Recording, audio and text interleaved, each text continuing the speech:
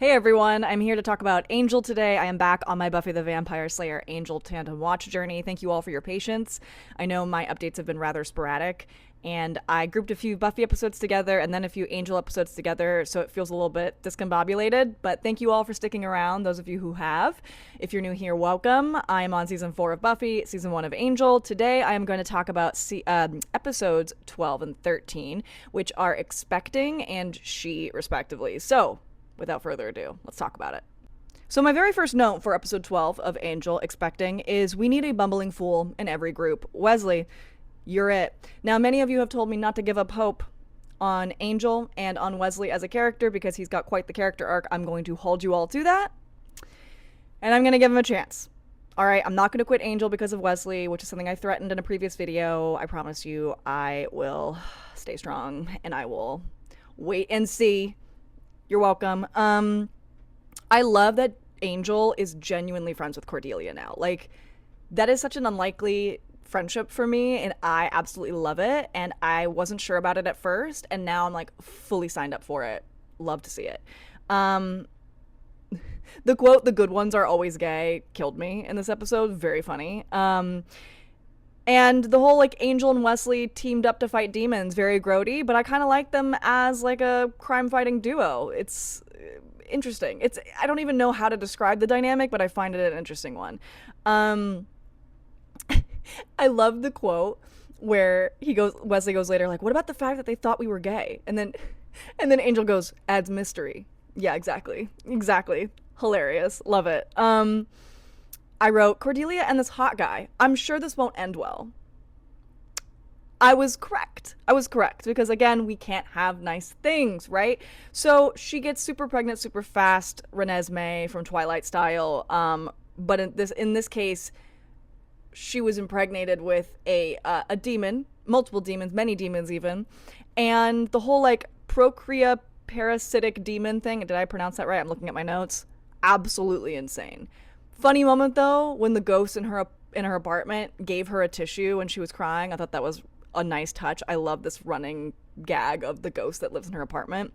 That's like a friendly ghost. Calling Cordelia family. She's family. I'm like, I have fallen for these characters so quickly on this show. And same thing with Buffy, the flagship show. Like, they make you become so attached to the characters so quickly. They do such a good job with that, and I'm just really impressed by it. Like, I have all these notes about like the acid amniotic fluid, and like her friend gets pregnant too, and then they can hear them talk, and like another funny moment though, like besides all the grossness of the episode, where Cordelia has like blood smeared across her face because she's drinking blood like straight from his fridge, the blood bag, and Angel goes, "I don't think I ever realized how disgusting that was." He was like absolutely disgusted by that, which was so funny given who he is and what he's done. Again, this show just continues to be funny in unexpected ways. Angel threatening to kick this dude's ass when he's like, keyword, ass. This episode was so well written. Now, subject matter is like a little bit meh, but the dialogue in between what was happening was really, really funny. I said the monster had me crying laughing. Yeah, we're gonna put a picture of it right here. I was in tears, y'all. I sent this photo to everyone I knew. Yet again, people just keep getting random photos of monsters from me, and they know I'm watching Buffy. It's kind of a thing now. Obsessed is an understatement. And Wesley was low-key funny. He was low-key funny in this episode. Saved the day. Yeah. And Cordelia trusts them all with her life. I think it's a great episode. It really brought the group together. Strong episode in my opinion. And also funny in ways that was unexpected. Okay, episode 13, She. Some more great moments in this episode. We've got the Cordelia party at the beginning. Wesley in a cable knit sweater dancing, so incredibly dorky. Like, I did feel fondness for him in that moment because look at him go. Not a single ounce of shame, and I respect him for that. And the panicked look in Angel's eyes at the thought of dancing, and then the flash forward to him dancing, and it's like the worst thing you've ever laid eyes on, like the most embarrassing dancing you've ever seen. objectively some of the funniest like jump cuts I've seen on this show. This show is so dark in tone and yet so funny at times. It's hard for me to pin down like what genre it is, and I love it. So the exploding eyeball creature in the vision. No. We took a gross turn with this one. Kind of gross in the last episode. This one is also kind of gross as well. I just wrote a note saying double grappling hook angel Batman scaling walls in his swishy trench coat. You can all see the vision, right? Like, it's just, it's so aesthetic, the whole thing. It's so like, ooh, like the underbelly of Los Angeles, him in his Batman trench coat, and he's like fighting crime, but he's a vampire. I don't know. I think it's great. So she is gorgeous. I think Jaheira is either her name or her species name. This is where my notes are going to get a little bit confusing. I was extremely tired when I was watching this episode, like falling asleep tired, but I was committed to finishing it. And so my notes, I'm like, I started losing the plot a little bit of what was going on. I did get that, like, the whole backstory about how this, like, these creatures want to subjugate their women by taking away their bodily autonomy and their whole self-concept. Wow, that's like a strong statement that this episode was making. I kind of love it that they went there. And like, there was all this lore dumping between Jaheira and Angel, and I didn't write it down, but I thought it was interesting. It was like a lot of world building for one episode.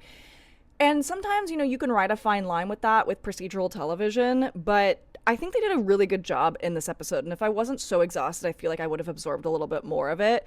There's like a shot of them going around and around in circles that I thought was a really cool shot that they used in this show. Very different. Like, they were taking cinematic risks with this episode that I normally don't see them do. And I hope they continue in future episodes, because I really like it when TV shows do that, when they break their own format. I said I didn't take notes on the fighting and the plot. It was just too much. I was tired. But like the chemistry between the two of them. Okay. I feel like we're going to see her again. She is going to come back, in my opinion. I also wrote Angel squeezing the coffee bean bag and spilling the beans everywhere for Wesley to slip and fall on them was a good, like, physical comedy gag. They did a good job with that one. And to repeat what I said earlier, my last note for this episode was Jaheira's vibes are vibing all over Angel. This is not the last we see of she. Now, I may be wrong, but I do feel like they left that door open to potentially bring that storyline back later. And there's quite a few seasons of Angel, so I feel like the chances of that are pretty high, in my opinion. But overall, these two episodes were really great. I was really entertained. I loved how involved Cordelia is in the story. I'm really, really glad that they haven't relegated Cordelia's storyline to like background noise or like super stereotypical stuff. They've really given her dimension, and there's some weird ass sound happening in my room, so sorry. But they've really given her dimension in ways that I think, you know, they were starting to do on Buffy, but they've really gotten into now that she's an adult on Angel. I don't know if you guys can hear that. So sorry if you can. It's a very loud sound. But I'm not going to re-record this. So, yeah, really like what they're doing with Cordelia. Okay, this is where I want lore clarified for me. Someone said that at some point the actress who plays Cordelia got pregnant. And like, I've seen people leave comments like, wait until you see what Joss Whedon did to her. And I don't know if you guys are talking about something else, in which case don't spoil it for me. I don't know what you're talking about. Or if the pregnancy episode was that him like making a commentary on that? Can someone just explain that to me like I'm 5? I'm actually asking you to mansplain it to me, because I'm like, was there something there that I missed?